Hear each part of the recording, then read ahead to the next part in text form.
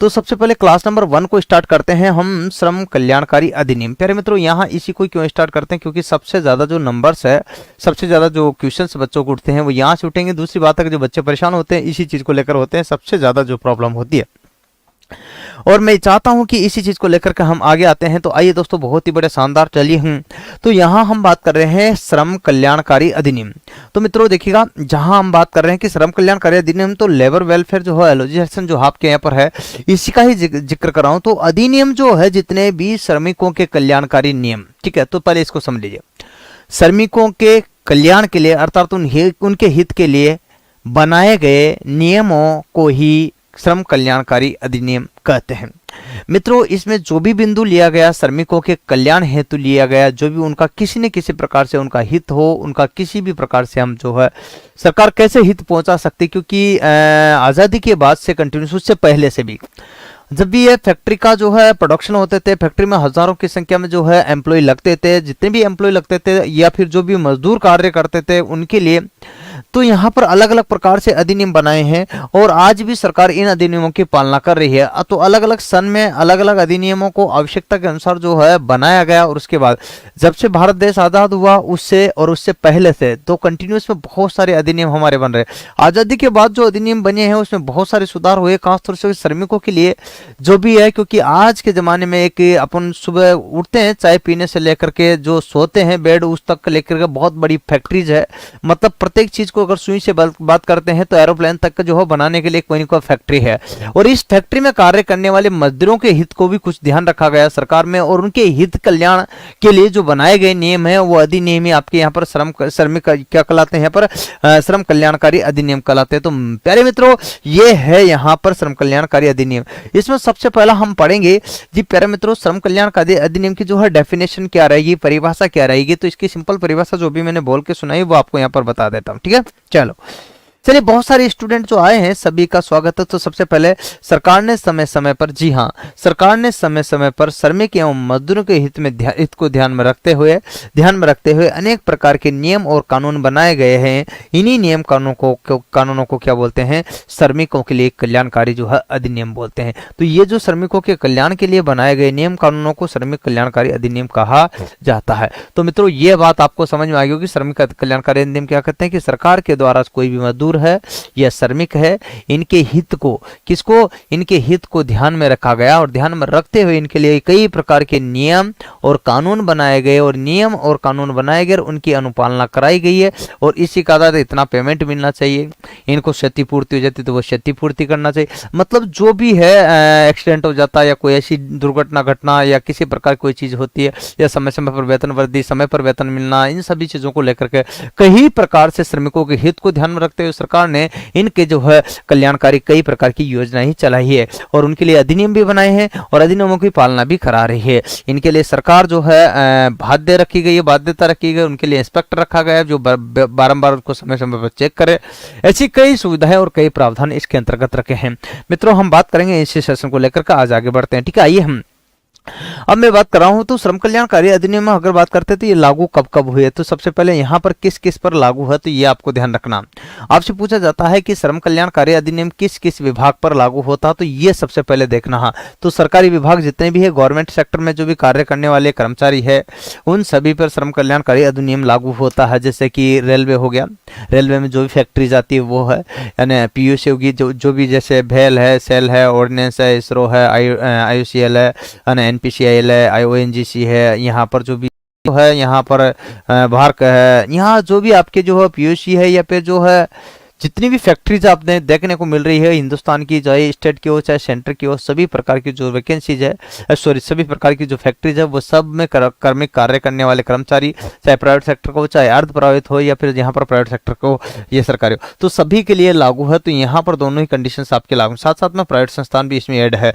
तो सरकारी विभाग, अर्ध सरकारी विभाग और प्राइवेट सेक्टर तीनों का यहाँ पर प्रावधान रखा गया है। इसके अतिरिक्त जो है कारखाने जितने फैक्ट्रीज है वो भी इसके अंतर्गत रखे गए हैं। मैं आपको इसमें साफ शब्दों में नोट्स बनवा रहा हूँ बिल्कुल पीपीटी मोड पर, तो आपको समय की बचत होगी, बस समझ लीजिएगा तो आपको एक एक चीज का क्लेरिफिकेशन हो जाएगा।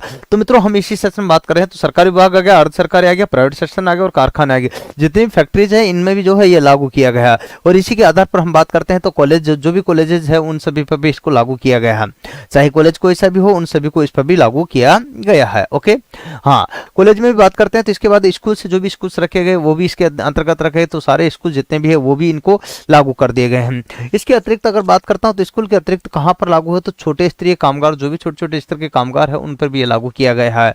हाँ जी, देखिए यहाँ पर इसके अतिरिक्त अगर बात करते हैं तो और क्या चीज है, तो कुछ नोट डाल के लिख देता हूं आपको यहाँ पर जिससे क्लियर हो जाएगी। श्रमिक, जी हाँ आप ध्यान से देखिएगा तो यहाँ पर ये 7 प्रकार 7 जगह तो मैंने बता दी ऐसी कि जहां पर इसको अप्लाई किया गया, लागू किया गया भारत सरकार के द्वारा कि भाई जो नियम और अधिनियम बने हैं उन सभी को कंप्लीट श्रमिकों कल्याण के लिए, चाहे वो सरकारी विभाग में कार्य करता हो तो भी, चाहे वो अर्ध सरकारी में करता हो तो भी सॉरी चलिए, चाहे वो प्राइवेट सेक्टर में करता हो तो भी, हाँ जी स्वास्थ्य थोड़ा वीक है परेशान मत हो पर कोई नहीं, हाँ कारखाना में फैक्ट्रीज में कार्य करता हो तो भी, कॉलेज में कार्य करता हो तो भी, स्कूल्स में कार्य करता हो तो भी, छोटे या छोटे स्तर के जो भी कार्य कामगार है उन सभी पर ये लागू होता है। तो मित्रों ये सारी जगह तो हमने लिख दी है। लिखा नोट डाल करके क्या लिखा है कि श्रमिक कानून केंद्र व राज्य सरकार अर्थात समस्त भारतवासियों पर लागू है, मतलब चाहे केंद्र का हो चाहे राज्य का हो, यहाँ पर कंप्लीट इंडिया में जो भी रहता है उन सब पर ये लागू है। मित्रों ये बात आपको ध्यान रखना है, तो कंप्लीटली सभी पर लागू हो रहा है जिसका जिक्र मैं आपसे यहाँ पर कर रहा हूँ। आइए दोस्तों, तो सभी पर लागू हो गया, ये तो बात आपको समझ में आएगी। लेकिन इसके अलावा अगर बात करता हूँ तो आगे देखिएगा, श्रमिक क्षतिपूर्ति अधिनियम हम सबसे पहले पढ़ेंगे जी। श्रमिक क्षतिपूर्ति अधिनियम 1923 और 1923 में, तो आपसे पहला ही क्वेश्चन पूछा जाता है कि श्रमिक क्षतिपूर्ति अधिनियम, श्रमिक कोई दुर्घटना हो जाती तो उसकी क्षतिपूर्ति के लिए अधिनियम कब बना, तो श्रमिकों की क्षतिपूर्ति अधिनियम कब बना, तो 1923 मतलब 1923 में बना। ओके, पहला क्वेश्चन। दूसरा क्वेश्चन आपके सामने आता है कि मजदूरी भुगतान अधिनियम, हाँ जी मजदूरी भुगतान अधिनियम जो है कब बना, तो 1936 में मजदूरी भुगतान अधिनियम बना। ये आपके ध्यान रखना। अगला क्वेश्चन आपके लिए है आपकी स्क्रीन पर, ठीक है। हाँ जी, क्वेश्चन तो पॉइंट टू पॉइंट हम यहाँ पर बात कर रहे हैं, ठीक है। हाँ आगे अगर बात करते हैं तो क्या है कारखाना अधिनियम 1948 को, प्यारे मित्रों कारखाना अधिनियम कब बना, 1948 को ये कारखाना अधिनियम बना। ओके, हाँ आ जाइए आगे। ओके, अब सुनिएगा, तो 1948 का तो हो गया। इसके बाद बात करता हूं तो स्लो मोशन में ध्यान दीजिए, कर्मचारी राज्य बीमा अधिनियम, कर्मचारी राज्य बीमा अधिनियम 1948, तो यहाँ कारखाना अधिनियम 1948, तो वह कौन से ऐसे अधिनियम है जो दोनों समान सन में बने हो, एक ही सन में बने हो, तो 1948 में एक तो बना है कारखाना अधिनियम फैक्ट्री एक्ट, ओके, और एक बना है कर्मचारी राज्य बीमा अधिनियम 1948। ये दोनों 1948 मतलब 1948 के अंतर्गत ही बने हैं, ये याद रखना। क्वेश्चन पूछा जाता है तो दोनों से डायरेक्टली क्वेश्चन उठता है। तो पहला ही क्वेश्चन यहाँ पर देखो, बैक टू बैक तारीख से तारीख, तारीख से तारीख, तारीख से तारीख क्वेश्चन बनता है। जी हाँ, ये आपको ध्यान रखना पड़ेगा, छोटी छोटी चीजें लेकिन आपके लिए इंपॉर्टेंट, ठीक है। हाँ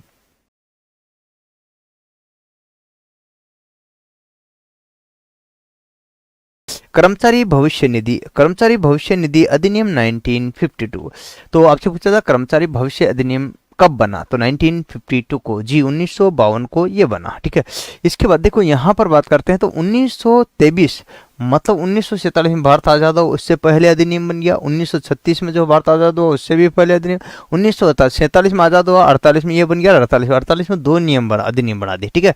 तो आजादी के बाद कौन कौन से अधिनियम बने सबसे पहले, तो आपको बताना था। पहला क्वेश्चन बन जाता है कि आजादी के बाद सबसे पहले अधिनियम कौन कौन से बने, तो आजादी के बाद जो बने हैं 1948 श्रमिकों के कल्याण हित हेतु, देखो क्वेश्चन बनता कैसे बनता, श्रमिकों के कल्याण हित हेतु आजादी के बाद, स्वतंत्रता के बाद, भारत की स्वतंत्रता के बाद कौन सा अधिनियम बना, तो 1948 में कारखाना अधिनियम। अच्छा, उसके बाद में अगर दूसरा पूछे तो कर्मचारी राज्य बीमा अधिनियम 1948 में, ये दो ऐसे हैं अपवाद जिनमें क्या होता है कि यहाँ 1948 में ये बने, तो दोनों की कंडीशंस मैंने आपको क्लियर बता दी। इसके बाद आता कर्मचारी भविष्य अधिनियम 1952, तो ये तो बाद की बात है। अब ये पूछा जाता है कि स्वतंत्रता से पूर्व, भारत स्वतंत्रता से पूर्व श्रमिकों के कल्याण के लिए जो है भारत में बनने वाले कौन से दो ऐसे अधिनियम जिनके नाम बताइए, तो पहला आता है मजदूरी भुगतान अधिनियम 1936। इससे पहला आपके पास आता श्रमिक क्षतिपूर्ति अधिनियम 1923। ओके, ये दोनों स्वतंत्रता से पहले आ जाते हैं। प्यारे मित्रों, तो यूं पूछा जाता है कि सबसे पहले भारत में मजदूर हितों को ध्यान में रखते हुए या श्रमिकों के हितों को ध्यान में रखते हुए उनके लिए अधिनियम सबसे पहले कौन सा और कब बना? तो कौन सा बना? श्रमिक क्षतिपूर्ति अधिनियम, ठीक है। और कब बना? 1923, 1923 में। सन 1 पे भी आगे बात करेंगे, जब विस्तार से पढ़ेंगे तो चिंता मत कीजिएगा, सन के साथ साथ हम तारीख पर भी बात करेंगे। बैक टू बैक एक एक चीजों को यहाँ क्लेरिफाई करते हुए आगे चलेंगे तो आपको कोई तकलीफ और कोई परेशानी नहीं होगी। मित्रों, बहुत ही शानदार आपको यहाँ पर क्लास मिलने वाली है और कम समय में अच्छा कंटेंट आपको मिलने वाला, जिससे कि आपको यहाँ पर बताता हूँ तो 2 महीने में आपको कंप्लीटली ये कराने वाला हूँ मैं। ओके, हाँ जी, तो 2 महीने में आपको कंप्लीट हो जाएगा पूरा, कोई दिक्कत वाली बात नहीं। लेकिन हाँ, ओके, हाँ जी। इसके बाद आता है प्रशिक्षुता अधिनियम 1961, ठीक है। तो यहाँ पर देखिए प्रशिक्षुता अधिनियम जो है, यहाँ पर अप्रेंटिस एक्ट जो है 1961 को जो है लागू हुआ है। इस प्रकार से यहाँ हम जो है इन सभी को पढ़ेंगे। चलिए हम बात करते हैं, तो ये थे महत्वपूर्ण अधिनियम। अब बात करते हैं श्रमिक क्षतिपूर्ति अधिनियम, जिसको बोलते हैं वर्कमैन कंपनसेशन एक्ट, हाँ जी, 1948। तो दोस्तों वर्कशॉप यहाँ पर जो बात कर रहे हैं वर्कमैन कंपनसेशन जो एक्ट है, यहाँ इसी का अगर बात करते हैं तो ये अधिनियम कब बना, क्या बना? तो यहाँ इसका गठन हुआ था प्यारे मित्रों सबसे पहले। ओके, हाँ जी, लीजिएगा। अब ठीक है, आगे बढ़े, ठीक है। हाँ, तो ये चीज आपको बता दी। हम बात कर रहे थे यहाँ पर श्रमिक क्षतिपूर्ति अधिनियम जो बात करते हैं, तो इसमें लिखे वर्कमैन कंपनसेशन एक्ट जो है आपका, इसका गठन हुआ था 5 मार्च 1923। प्यारे मित्रों, गठन कब हुआ था? अगर गठन का जिक्र करूँ तो 5 मार्च 1923 को। इसके कुछ निकनेम भी रखा, कर्मचारी प्रतिकर कानून नियम, ठीक है। कर्मचारी प्रतिकर कानून या नियम या अधिनियम, प्यारे मित्रों यहाँ पर कोई सा भी वर्ड दे सकते हैं, ठीक है। हाँ, इसके बाद इसकी डेफिनेशन बन जाती है, नाम ही क्या है? श्रमिक क्षतिपूर्ति अधिनियम। तो इसका मतलब क्या है? श्रमिकों के क्षतिपूर्ति के लिए कोई भी दुर्घटना या घटना हो जाती है कार्य के दौरान, तो इस प्रकार से उनके लिए क्षतिपूर्ति के लिए जो है उनकी क्षतिपूर्ति जिससे कि वो रिकवर हो सके, उसके लिए सरकार ने समय समय पर कुछ कानून बनाए हैं, कानूनों में सुधार भी किए। उन अधिनियमों को हम आज यहाँ पर पढ़ रहे हैं। तो ये जो हुआ है इसको हम बात करते हैं। तो कार्यस्थल पर देखिए, कार्यस्थल पर कार्य के दौरान श्रमिक पर अचानक कोई दुर्घटना हो जाती है, दुर्घटना हो जाने पर उसके बदले में श्रमिक को नियोक्ता द्वारा, किसके द्वारा? श्रमिक को नियोक्ता द्वारा दिया जाने वाला प्रतिफल श्रमिक क्षतिपूर्ति अधिनियम कहलाता है। तो श्रमिक प्रतिकर अधिनियम भी बोलते हैं इसको। तो इसका मतलब है कि आपसे पहला क्वेश्चन पूछा जाता है कि श्रमिक क्षतिपूर्ति अधिनियम जी ओके कब? तो यहाँ पर आपको बता दिया मैंने। ओके, तो पहली कंडीशन कब का आपका आंसर दे दिया, तो आराम से सबसे पहला क्वेश्चन से आपका यहाँ से उठता तो कब? 5 मार्च 1923 को, यहाँ से हो गया। अच्छा, इसका उपनाम भी अगर आपसे पूछ ले तो परेशान नहीं होते। जब डेफिनेशन की पूछे तो यूं पूछा जाता है कि श्रमिक क्षतिपूर्ति अधिनियम 1923 के अंतर्गत श्रमिकों को कार्यस्थल पर दुर्घटना हो जाने के बाद उनको क्षतिपूर्ति का भुगतान किसके द्वारा किया जाता है? ठीक है, सरकार के द्वारा, राज्य सरकार द्वारा, केंद्र सरकार के द्वारा, या फिर नियोक्ता के द्वारा, या तीनों के द्वारा। तो क्वेश्चंस आपके ऐसे बन जाते हैं। तो आपको देना है नियोक्ता के द्वारा, जो नियुक्त करता है जी, जो भी फैक्ट्री उनको नियुक्त कर रही उसके द्वारा उसकी क्षतिपूर्ति की जाती है, न कि केंद्र सरकार न कि राज्य सरकार। उसकी नियुक्ति जिस पर वो वर्क कर रहा था उसी नियोक्ता की कंप्लीट जिम्मेदारी बनती है, ये आपको ध्यान रखना पड़ेगा। तो यहाँ पर दिखा साफ साफ कि कार्यस्थल पर श्रमिक दुर्घटनाग्रस्त हो जाता, कोई भी दुर्घटना, चोट लग गया, हाथ कट गया, पैर कट गया, ऐसा कुछ भी घटना होती है, हो जाने पर उसके बदले में जो है नियोक्ता द्वारा, हाँ, श्रमिक को नियोक्ता द्वारा दिए जाने वाला क्या प्रतिफल, जो क्या कहलाता है? श्रमिक क्षतिपूर्ति अधिनियम कहलाता है। अब इसमें नोट डाल के राज्य बीमा अधिनियम के अधीन कार्य करने वाले कर्मचारी इस अधिनियम के अधीन नहीं आते हैं। तो ध्यान रखिएगा, जो राज्य सरकार के बीमा अधिनियम के अधीन कार्य करने वाले जो भी एम्प्लॉय है वो इस अधिनियम के अधीन नहीं आते हैं। ये नोट डाल कर मैंने लिख दिया आपको, तो ये भी आपको क्लियर करा दिया आपको भैया जी, नोट डाल करके point to point back to back एक चीज का जो है मैं यहाँ पर अलग अलग करके क्लियर कर रहा हूँ, तो आपको वो भी कोई तकलीफ नहीं आ रही होगी। चलिए नेक्स्ट पॉइंट बात करते हैं। तो लीजिएगा, भुगतान के नियम, इसमें अलग अलग प्रकार के नियम बनाए कि भुगतान का जो नियम, अब जब एक्सीडेंट हो गया आपने जिम्मेदारी दे दी कि नियोक्ता जो है उसमें क्या, जिसने नियुक्त किया वो उसका भरपाई करेगा, मतलब पेमेंट देगा, तो उसका भुगतान भी देना पड़ेगा उसको। तो भुगतान कैसे देगा, तो उसके भी कुछ नियम कायदे बनाया गया। ये नहीं कि आपने कह दिया जी हमें चाहिए था, ऐसा नहीं, उसके कुछ नियम कायदे हैं। तो पहला क्षतिपूर्ति भुगतान की दर। तो क्षतिपूर्ति जो भी यहाँ पर है, भुगतान की जो दर है उसका यहाँ पर आकलन किया गया। तो क्षतिपूर्ति भुगतान की दर के आधार पर कि कितनी क्षतिपूर्ति के आधार पर, इनकी दर के आधार पर जो है भुगतान किया जाए। तो ये कंडीशन इसमें ऐड की गई। दूसरा है यहाँ पर आश्रितों की मान्यता की, इसके लिए आश्रित कौन कौन है, उसकी मान्यताएं कौन कौन है, किस किस को माना जाए कि भाई जो है बेटा को दिया जाए कि बेटी को दिया जाए कि पत्नी को दिया जाए कि पुत्र को दिया जाए कि या फिर यहाँ पर जो है फादर को दिया जाए कि मम्मी को दिया जाए, किसको आखिरकार दत्तक पुत्र को दिया जाए, इस टाइप से किसको दिया जाए, ये सारी चीजें जो है किस पर यहाँ पर आश्रितों की मान्यता पर डिपेंड करती है। तो आश्रित किसको मानेंगे, ये नियम इसमें निर्दिष्ट दिए गए अगर उसको ही दे सकते हैं, बाकी सभी को ये नहीं दे सकते हैं। चलिए नोट में एक लिख देता हूं कि श्रमिक क्षतिपूर्ति अधिनियम की शर्तें एवं कानून नियोक्ता एवं श्रमिक दोनों पे समान रूप से लागू है। ये नहीं कि भाई जो है एक बार जो है आपका एक्सीडेंट हो गया तो अब तो जो है जी जो श्रमिक है वो तो एकदम फ्री हो गया, आजाद हो गया जी, उस पर तो कुछ भी नियम लागू नहीं, ना बराबर उस पर भी इतने ही नियम लागू जितना कि नियोक्ता पर, जितना नियोक्ता पर उतना ही श्रमिक पर भी। तो दोनों के लिए बराबर रूप से जो है नियम लागू है। तो यहाँ से हम बात कर रहे हैं, आगे देखिएगा। चलो दोस्तों छोटी छोटी चीजें हैं जिस पर हम बातचीत कर रहे हैं, तो एक और आ जाइए, ठीक है। तो आइए हमारे साथ में पढ़िएगा, बढ़िएगा, लीजिएगा। हाँ, इसके बाद में उद्देश्य, इसका पर्पज क्या है, अगर अब हम यहाँ पर बात करते हैं तो इसका उद्देश्य क्या रखा गया, ये है। तो उद्देश्य देखिए, सबसे पहले इसका उद्देश्य पहला कि इस नियम के तहत नियोक्ता द्वारा, इस नियम के तहत नियोक्ता द्वारा श्रमिकों को, किसको, श्रमिकों को व्यावसायिक क्षति का भुगतान किया जाता है। इस नियम के द्वारा नियोक्ता द्वारा, इस नियम के तहत नियोक्ता द्वारा श्रमिकों को, किसको, श्रमिकों को व्यावसायिक क्षति मतलब जो कार्यस्थल की क्षति उसका भुगतान किया जाता है। तो मतलब कार्यस्थल पर जो भी क्षति होती है उसका भुगतान यहाँ पर किया जाता है। तो व्यावसायिक क्षति, व्यवसाय के दौरान जो कार्य करते के दौरान वो क्षति उसका भुगतान किया जाता है। तो पहला तो ये है कि क्या हुई तो उसका भुगतान। दूसरा है कि अपंगता की स्थिति में भुगतान, अगर वो हड्डी टूट जाती है, पैर टूट जाता, हाथ टूट जाता है, कोई भी, तो उसमें आंशिक हुआ, छोटी मोटी चोट लगी तो वो अपंग हो गया, तो वो पूर्ण अपंग हो गया, तो वो इसकी स्थितियों के आधार पर भुगतान दिया जाता है। यूनिक भाई जी बहुत ज़्यादा बहुत कम, ये सभी के नियम कायदे बना है, उसी के आधार पर उसको जैसा एक्सीडेंटल हो वैसे ही क्षतिपूर्ति का प्रावधान रखा गया है। नेक्स्ट का मृत्यु की स्थिति में भुगतान, अगर बंदे की जो है कार्यस्थल के दौरान, कार्य के दौरान अगर ऐसी चोट लग जाती कि उसका देहांत हो जाता, उसकी मौत हो जाती, तो मौत की कंडीशन में जो भुगतान है वो अलग रहेगा।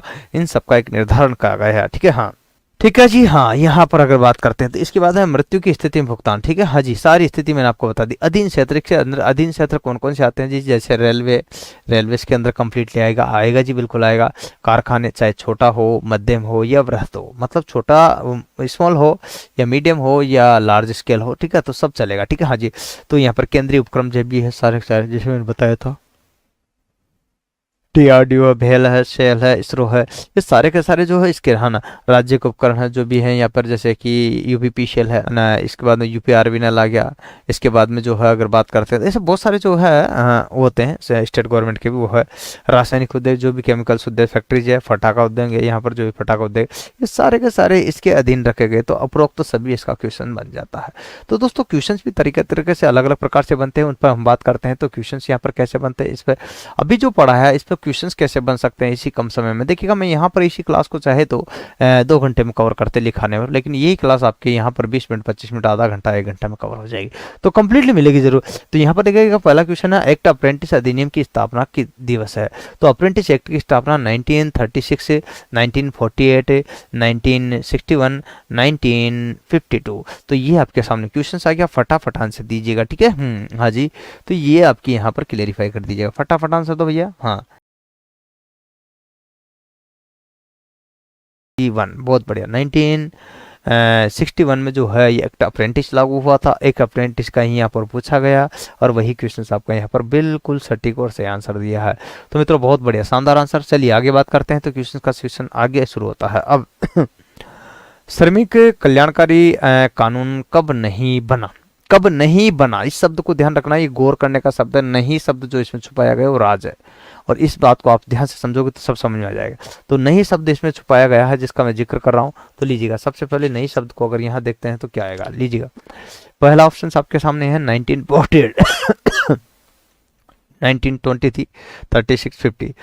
देखिए 1948 में कारखाना अधिनियम लागू हुआ तो श्रमिक कल्याण के लिए, ठीक है। हाँ जी, लीजिए 23वां श्रमिक क्षतिपूर्ति अधिनियम, तो ये भी है। 36 में भी हुआ।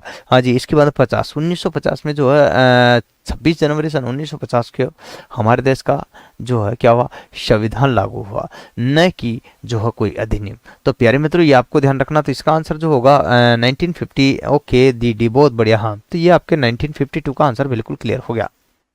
अब अगर बात करते हैं तो क्वेश्चन नंबर तीसरा क्या कहता है कि श्रमिक कल्याणकारी अधिनियम निम्न में से कौन सा नहीं है। श्रमिक कल्याणकारी अधिनियम निम्न में से कौन सा नहीं है जिसका जिक्र मैं यहाँ पर कर रहा हूँ। तो पहला आपके पास में कारखाना अधिनियम, दूसरा आपका कर्मचारी भविष्य अधिनियम, ठीक है, दूसरा है कर्मचारी भविष्य अधिनियम, तीसरा प्रशिक्षुता अधिनियम और चौथा है मजदूरी भुगतान अधिनियम। तो प्यारे मित्रों, यूँ पूछा गया कि कारखाना अधिनियम निम्न में से निम्न में से कौन सा श्रमिक को कल्याण। तो कारखाना अधिनियम श्रमिक कल्याण के लिए बिल्कुल है, कर्मचारी भविष्य निधि ये भी है, प्रशिक्षुता ये जो है अधिनियम जो है अप्रेंटिस कराने के लिए, हाँ जी, यहाँ पर अप्रेंटिस कराने के लिए न कि श्रमिकों के कल्याण के हित के लिए। तो ये अप्रेंटिस जो होता है एक तरह से जो है कौशल बनाना है, कुशल बनाना है, ठीक है, हाँ, स्किल इंडिया के तहत आता है ये इसके अंतर्गत। तो आंसर जो है सी आपका बिल्कुल सही और परफेक्ट आंसर है। जी प्यारे में तो जिन्होंने भी सी दिया बहुत ही परफेक्ट आंसर दिया है, बहुत ही बढ़िया। ओके, हाँ, तो इसके बाद में हम बातचीत करते हैं। तो ये लीजिएगा अगला क्वेश्चन आपका यहाँ पर आपकी स्क्रीन पर, ठीक है। हाँ, तो श्रमिक क्षतिपूर्ति अधिनियम कब लागू हुआ, इसकी बात करते हैं। तो कब लागू हुआ, पहला यहाँ पर देखिए अगस्त 1923, जुलाई 1924 और जनवरी 1936 और सितंबर 1961, ठीक है। हाँ, श्रमिक क्षतिपूर्ति का जिक्र किया दोस्तों। हाँ जी, लीजिएगा बराबर बताइए। ओके, अरे श्रमिकों की क्षतिपूर्ति सबसे पहले बना है और सबसे बना 1923 में, तो 36 तो होने का सवाल ही नहीं। तो भैया ये तो होने का सवाल ही नहीं बनता, जिसको लोग ये बता रहे हैं ना, ये जो इस पर निशान लगा हुआ ये तो हो नहीं सकता, क्योंकि श्रमिक क्षतिपूर्ति बना और क्षतिपूर्ति सबसे पहले बना और सबसे पहले मतलब 23 में बना, जिसको हम आज पढ़ रहे हैं। तो ये तो होने का सवाल ही नहीं उठता है, जिसको आप बता रहे हो ज्यादातर स्टूडेंट, ठीक है। तो भैया सी तो सवाल नहीं उठता। अब रही बात बी, तो ये आपका यहाँ पर लागू हो जाता है, एक यहाँ पर ए है, तो इन दोनों में से कोई एक है। तो यहाँ पर देखिएगा अगर गठन का शब्द दिया तो ऊपर वाला आ जाएगा और यहाँ लागू किया तो यहाँ पर इसको आगे जाकर के लागू कर दिया गया था, ये जुलाई 23 में, ठीक है। हाँ जी, ओके, तो ये आपका यहाँ पर आ जाएगा, दोनों चीजें अलग अलग प्रकार से, ठीक है। हाँ जी, अच्छा देखिए अगला श्रमिक क्षतिपूर्ति कानून 1923 का उद्देश्य है। तो इसका जो उद्देश्य है वो क्या है, तो पहला देखिएगा यहाँ पर नियोजक द्वारा श्रमिकों को व्यावसायिक क्षति का भुगतान कराना, अपंगता की स्थिति में भुगतान, ठीक है जी हाँ, मृत्यु की स्थिति में अलग अलग भुगतान की व्यवस्था की गई है, श्रमिक क्षतिपूर्ति का हर्जाना। तो यहाँ पर 3-4 प्रकार से यहाँ पर दिया गया, ठीक है। तो देखिए श्रमिक का उद्देश्य, मूलतः जो उद्देश्य रखा गया इसका क्या रखा गया, अब बताइए, ठीक है। हाँ जी, लीजिएगा, बोलिए भैया बोलिए। तो श्रमिकों की क्षतिपूर्ति के लिए बनाए गए अधिनियम अलग अलग प्रकार से हैं, जिनका जिक्र हम अलग अलग प्रकार से कर रहे हैं। तो ये जो अधिनियम है ये क्या कहता है, इसको कैसे कहेंगे, तो यहाँ पर बताइए कंप्लीटली। तो नियोक्ता द्वारा यहाँ पर जो है किस प्रकार से कंप्लीट, तो 3 चीजें देखिए। इससे पहले आपने जो बताया था, हाँ जी, ये आपको ध्यान रखना, नियोजक द्वारा श्रमिकों को व्यावसायिक क्षति का भुगतान। प्यारे मित्रों, नियोजक द्वारा श्रमिकों को व्यावसायिक क्षति का भुगतान करना, तो ये कंडीशन आपकी इसमें हो जाएगी, ठीक है, पहला। अच्छा, इसमें और भी बहुत सारी चीजें हैं जो आपको यहाँ पर क्वेश्चन सीरीज के रूप में चलाऊंगा, कम से कम समय में अधिकतम क्वेश्चन कराने का प्रयास करूंगा। श्रमिक अधिनियम का कार्यक्षेत्र लागू है, श्रमिक अधिनियम का कार्यक्षेत्र लागू है तो कहां पर है, तो पहला देखिएगा यहाँ पर रेलवे पर, प्यारे मित्रों, हाँ जी है, कारखाना कंपनी कर्मचारियों पर है, राज्य कर्मचारियों पर है, उपरोक्त सभी पर। तो प्यारे मित्रों, मुझे पता है कि आप सभी जोरदार तरीके से आंसर दोगे और एक के साथ में दोगे, लो जी फटाफट दे दीजिएगा। हम चलो आइए, तो यहाँ पर उपरोक्त सभी आंसर होगा भैया, रेल पे भी होगा, कारखाना कर्मचारियों पर होगा, राज्य कर्मचारियों पर होगा, सभी पर ये देखने को मिलेगा।